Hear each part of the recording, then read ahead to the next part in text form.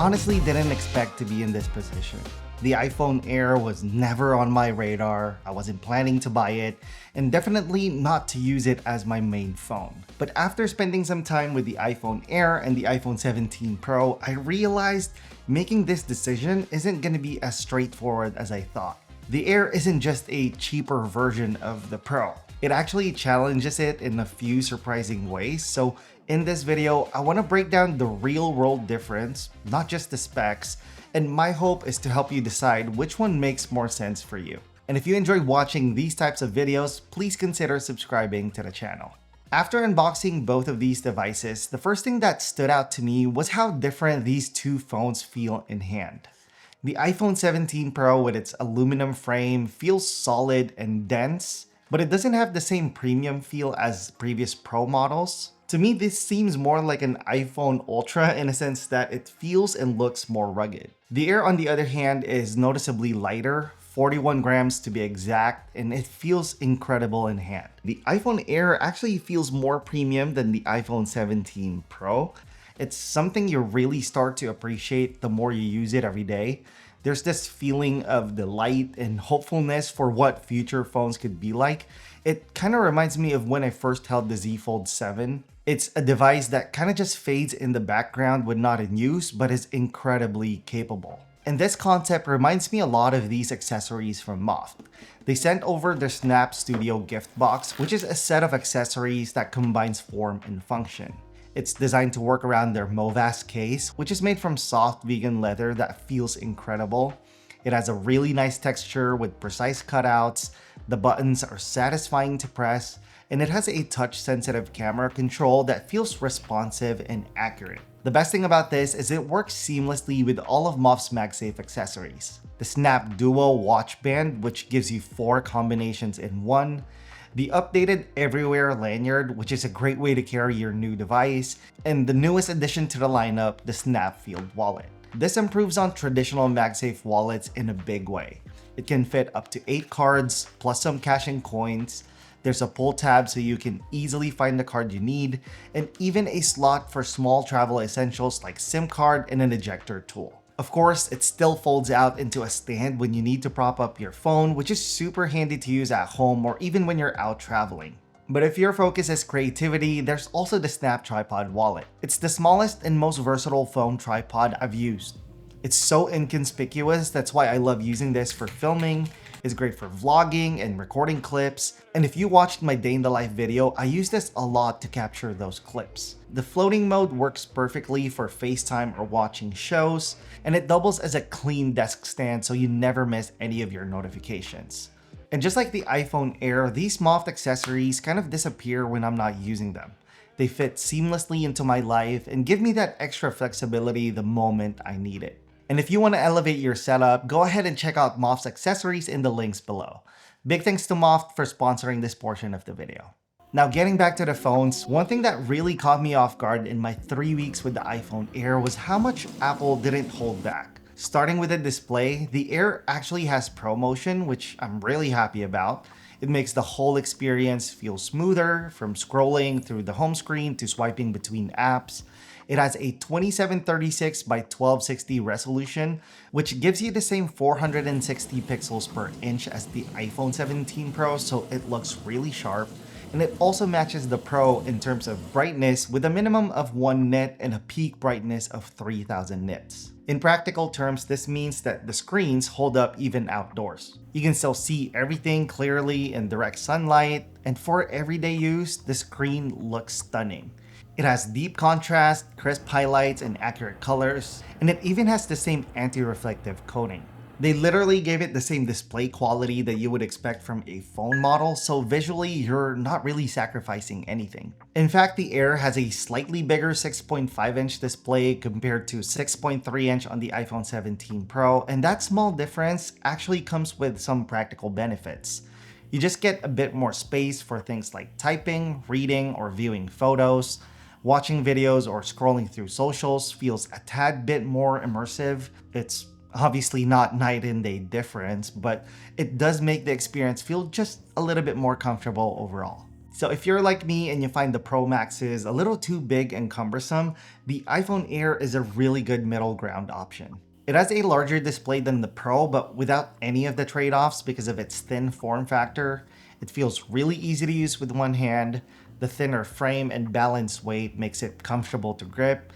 It never feels top-heavy or awkward, and the curved edges makes it feel nice to hold. And in comparison, I can't say the same about the 17 Pro. And it's not just because I got used to the Air. My wife was trying to upgrade from the iPhone 15 Pro, but she decided to go for the regular 17 instead because she didn't like how heavy the iPhone 17 Pro was. And I can't blame her. When I switched to the iPhone 17 Pro, I couldn't get over how bulky and heavy it felt. When I'm wearing joggers, I can feel the weight shift around while I'm moving, while the iPhone Air feels effortless to carry around. And it's really crazy to even say this out loud because I didn't ask for a thinner phone, but now that I've used one for a while, I kinda get it. Now, I know I've been glazing the iPhone Air, but it does have one fatal flaw, and that's the speakers. Unlike the iPhone 17 Pro, the Air only has one speaker at the top, which means it's not as loud or full sounding.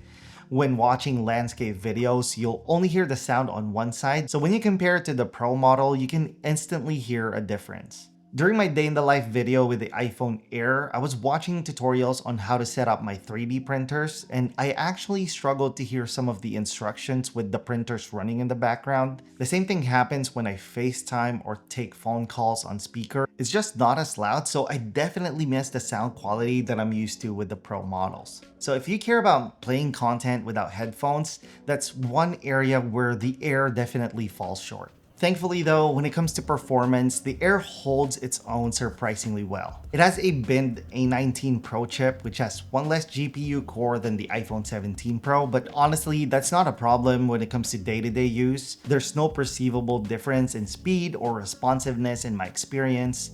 Opening apps feels instant, scrolling stays smooth, and switching between tasks is effortless. Even the gaming experience felt really identical, at least for short to medium gaming sessions. It passed one of my very basic tests of did I enjoy playing the game? But if you play longer, the iPhone Air will definitely warm up, but not iPhone 15 Pro warm. While the iPhone 17 Pro runs cooler since it has a vapor chamber. It's not a big deal for me personally since when I'm playing on my phone, I'm using a controller just like this, so I'm not really interacting with the device directly. Now, a more meaningful difference between the two is in battery life. On average, I get 6 hours of screen on time with the iPhone Air, and that's down to low battery, not complete 0%, which is pretty respectable in my opinion. I've never had this die on me or anything like that, and if you want more context on this, go ahead and watch my day in the life video which I posted last week so you can see what a regular day with the iPhone Air looks like. Now, the iPhone 17 Pro on the other hand has a really impressive battery life. I filmed that entire day in the life video using the iPhone 17 Pro with the Blackmagic app for 6 hours and 11 minutes, and by the end of the day, I managed to get a total of 7 hours and 13 minutes of screen on time, despite starting my day at 82%.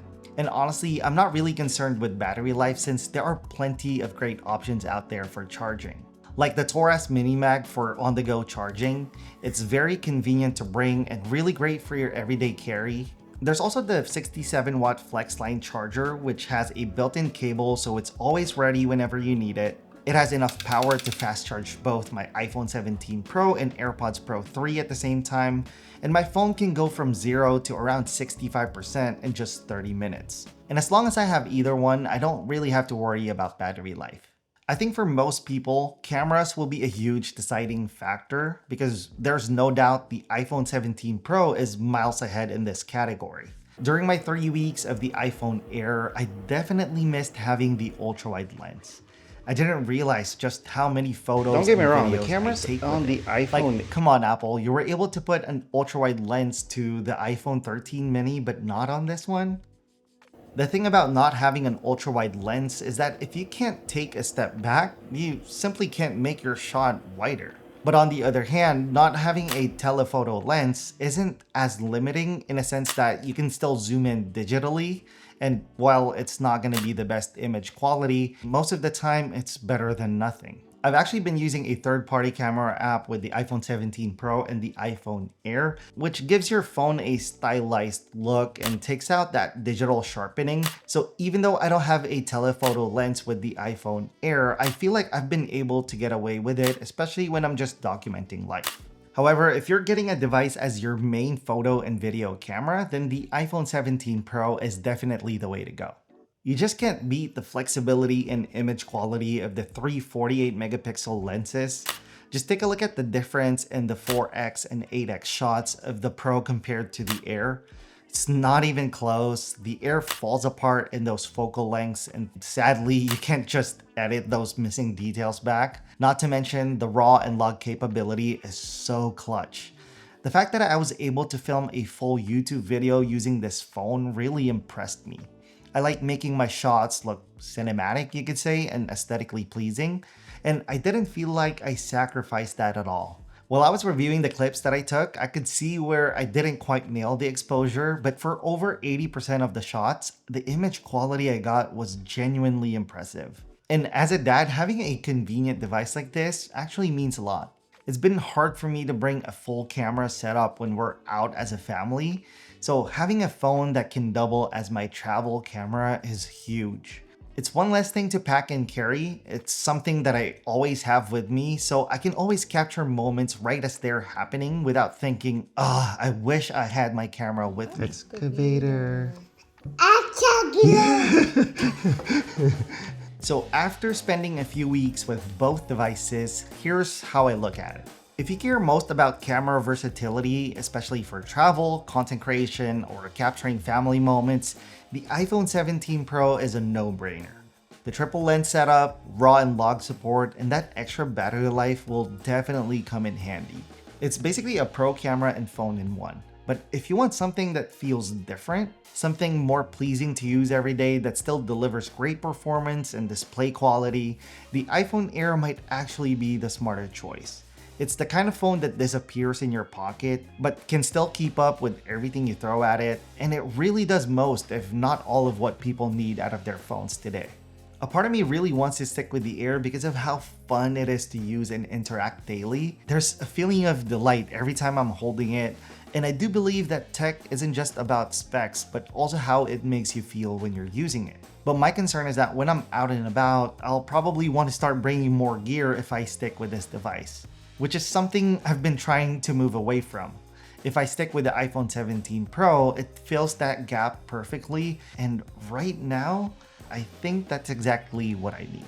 I could really go either way, but I'm curious to hear from you guys. Let me know which one you guys want to see a long-term review on. Is it the iPhone Air or the iPhone 17 Pro? And if you guys enjoyed watching this video, please give it a thumbs up. If you loved it, subscribe to the channel. Thank you guys for watching, and I'll see you in the next one. Bye.